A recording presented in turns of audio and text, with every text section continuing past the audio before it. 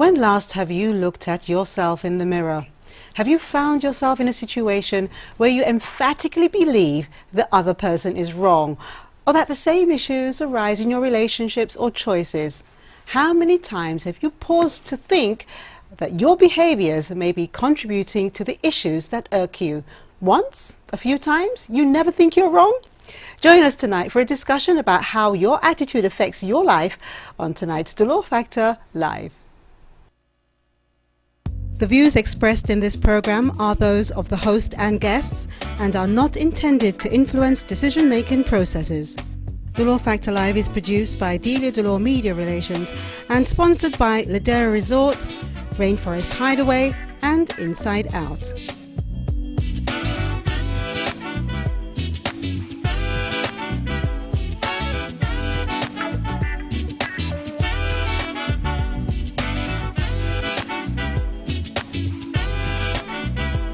Welcome to Dolor Factor Live. I'm Delia Dolor. Tonight we begin a series of programs on social issues and relationships. Why? Because our production team receives requests weekly asking us to talk about these issues, from why partners continually cheat after being remorseful, to wanting to say no but can't, and battling with their children's behaviour. We asked our resident counsellors, Rufina Dalfinis-King, Beverlyn John and Angus Macmillan, to bring these issues to the table. So here we are, starting with the issue they all considered the starting point. I call tonight's show Face It, You May Be Part of the Problem, but in counselling terms, the title could perhaps be Finding the Strength to Acknowledge and Accept How Your Attitude Affects the Quality of Your Relationships. Well, with me is a guest who comes back time and time again because I believe in his wisdom, in his experience. He always gets it right, and always we get referrals from the show because he knows his stuff. And of course, he's going to be one of the resident counsellors coming in now and again to help us with some of the pressing and important issues you've asked us to discuss. And that's Angus Macmillan. Good night. Welcome once again to DBS and the Dolor Factor Live set. Thank you, Gina. Good evening, and it's great to be back here again. Well, I want to say that I'm excited to to talk about attitudes tonight, and one of the reasons is because I find that a lot of people don't understand and realize it's their attitude that gets in the way of them enjoying their life, of them accepting other people's opinions. And one of the hardest things I find is people don't listen. They do all this and they don't listen, or they don't listen properly. So I'm really looking forward to tonight. But before I ask you for your reasoning and your rationale and your aims, I just want to tell everyone, last week's guest, Joyce Auguste MBE, brought some CDs into the studio, and I asked viewers if they'd like a copy to ask for one. Well, we've chosen Terencia Gillard and Francis James from the DFL BBM and emails. So we would have been sending you some information. You can just choose the CD that you want. All right, if you go onto the Facebook page, they're there, and just let us know which one you want. And also I want to say thank you very much to Joyce Auguste for being with us last week. I think it's something that everyone is talking about. And don't forget, there's a tribute to her at the National Cultural Centre with Gregory Piper this Sunday, God willing. I think it starts at 7 o'clock, all right? So make sure that you're all there. But going back to tonight's show, Angus, we met in the week and we wanted to bring to the fore some of the issues that are troubling our society, well, society at large, really. So what are your thoughts about tonight's show, and what are you hoping people will get from it? Well, I think really it starts with what we talked about, the issue of trying to make the program listener, viewer centered, but at the same time one has to start somewhere. The issue being we need to look at personal responsibility in everything that we do on a daily basis, and how that affects how we interact with other people around us. You talked about listening or not listening. That is the core of communication, that thing that always comes up. The reality being that we gain most out of the communicative process through listening to what the other person is saying, rather than constantly being alert to respond to react to what the other person is saying without actually listening to them and hearing their point of view. Okay, so tell our viewers about you so that they know that you're well qualified to discuss this subject. Well, where do I start? Where were you born? Born in St Vincent, Grenadian family. We have lots of viewers, I have to say, from Grenada, so I want to say thank you. Okay. Yes, and Hello, St. Vincent, Grenadians. Hello, St. Lucians, though. St. Lucians, of course, St. Lucians. And sort of spent some time in England, did some university work there, but before that went to Cave Hill in Barbados, and then went back to university about 12 years ago, 13 years ago, to do a course in psychology and counselling, and then this was in London, the Roehampton Institute. I then went to Canada, Vancouver Island, where I did a year's internship working at a rehabilitation centre, drug and alcohol. Everybody says, what does drug and alcohol, what does that have to do with general understanding of psychology? Basically, substances affect every area of our lives.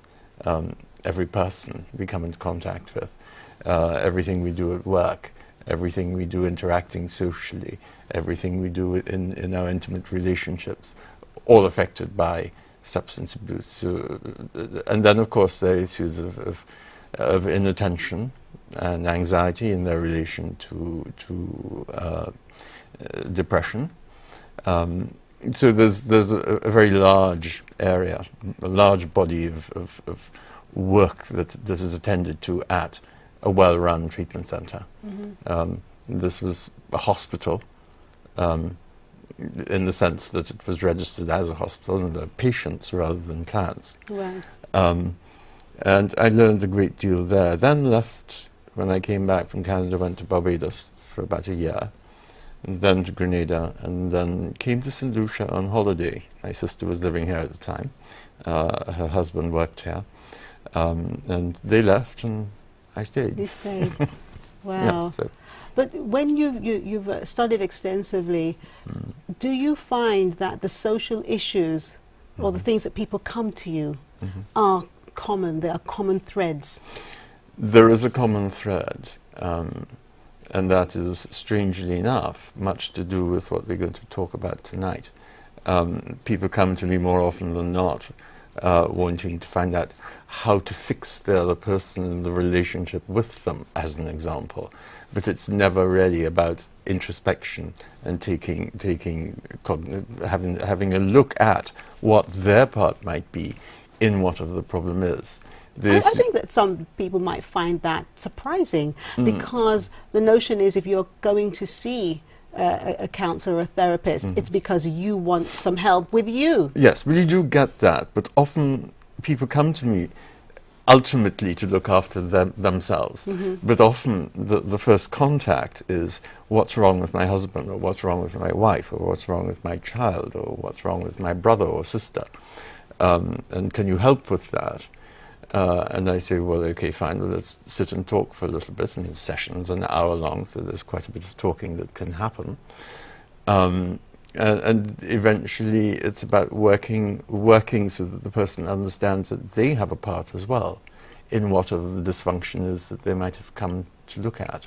People also come, of course, with issues of depression, which are clinical and are on medication.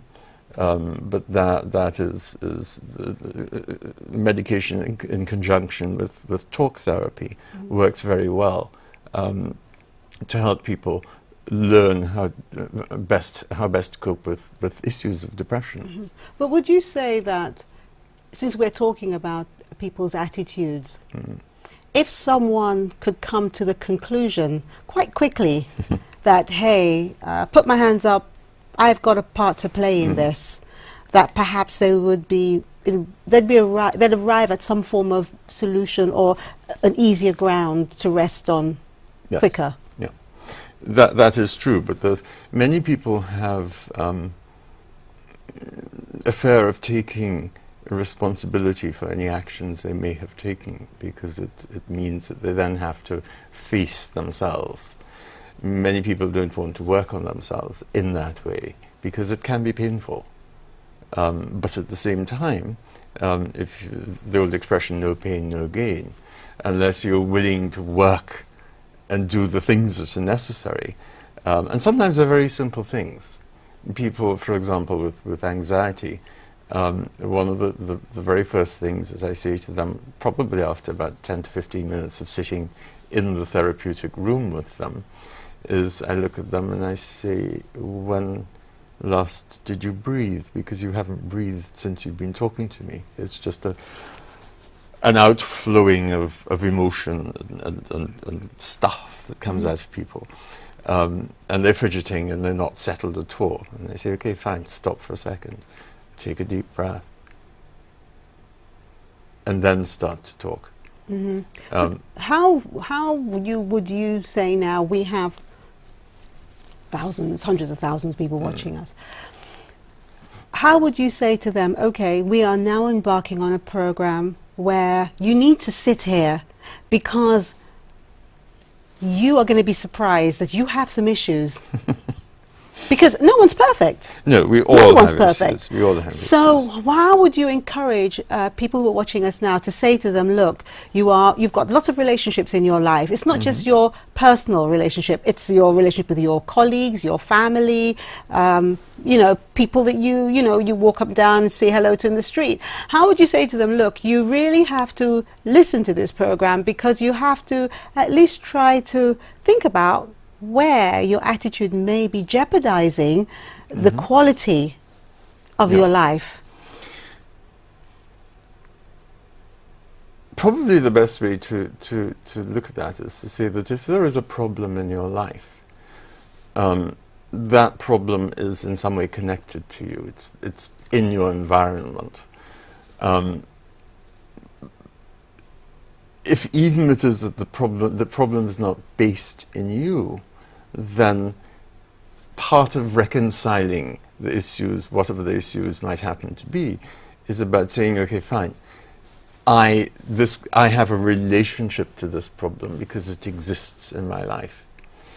Am I willing to spend the time and the effort to work towards resolving the problem? Yeah. In other words, I need to be aware that I may be part of the problem.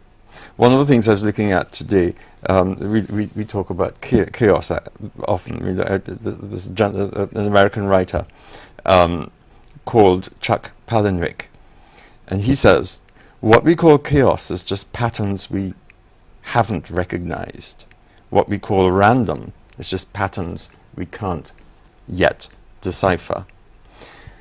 Part of that is that we tend to forget that we are born, if you look at it from a Freudian perspective, tabula rasa, i.e. blank slate. Not necessarily quite true now with all the advancements that have been made. The fetus is affected by all sorts of things in the environment. But really it's about whatever happens to us on a daily basis from the moment that we are born becomes part of us. And we develop issues, we develop patterns, we develop attitudes based on our experiences.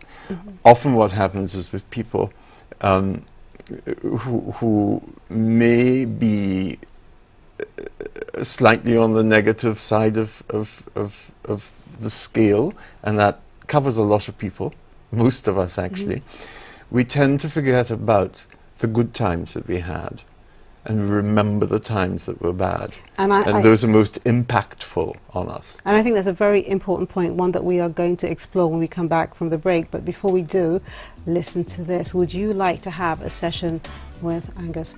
All you need to do is say where Angus practices from and give a short paragraph as to why you'd like a session with him. And he will select the person tomorrow morning, and the Dolor Factor Life team will contact you. So make sure you give us your contact details. We will not be mentioning the names of anyone who requests a session, all right? So listen up. Angus will give you the answer to the question when we come back from the break. And when we come back, we're going to ask you to examine your attitude. Stay with us.